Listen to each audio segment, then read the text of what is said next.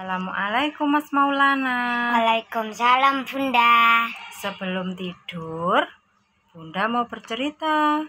Iya Bunda. Kisah Nabi Muhammad Shallallahu Alaihi Wasallam. Nabi Muhammad sudah menjadi yatim piatu sejak beliau usianya 6 tahun. Ayahnya yang bernama Abdullah dan ibunya yang bernama Aminah telah meninggal dunia. Setelah itu Muhammad diasuh oleh kakeknya yang bernama Abdul Muthalib. Namun berselang 2 tahun kakeknya juga meninggal dunia. Nabi Muhammad merasa sedih. Kemudian Nabi Muhammad diasuh lagi oleh pamannya yang bernama Abu Thalib. Abu Thalib adalah paman Nabi yang baik hati, cerdas, menyenangkan, bekerja keras, dan sangat menyayangi Nabi Muhammad. Oleh karena itu, Muhammad pun begitu menyayangi pamannya. Beliau tahu bahwa pamannya itu memiliki banyak anak kecil dan hidupnya dalam keadaan miskin. Namun, pamannya selalu bekerja keras dan tidak pernah berhutang untuk memenuhi kehidupan sehari-hari. Nabi Muhammad dengan senang hati membantu pamannya bekerja, mengembala kambing dan mencari rumput. Suatu hari, Abu Thalib melakukan perjalanan menuju ke negeri Syam, berdagang, dan Nabi Muhammad ingin ikut bersama pamannya. Meskipun awalnya Abu Thalib menolak, namun Muhammad akhirnya diizinkan ikut pergi ke Syam.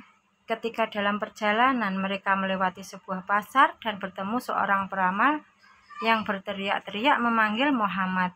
Peramal itu bernama Lib. Peramal tersebut berteriak, "Hai anak muda, kemarilah. Bawa ke sini anak kecil itu. Demi Allah, aku melihat anak ini akan menjadi seorang yang besar di kemudian hari." Namun dengan cepat Abu Thalib menyembunyikan Muhammad dan membawanya pergi. Mereka pun melanjutkan perjalanan berikutnya. Ketika rombongan kafilah Quraisy tiba di Busra, mereka melewati rumah ibadah besar milik seorang pendeta Nasrani yang bernama Buhairah. Beliau adalah pendeta yang pandai dan disegani. Biasanya Buhairah tidak pernah mempedulikan siapapun yang melewati rumah ibadahnya. Namun ini berbeda saat rombongan yang terdapat Nabi Muhammad di dalamnya lewat.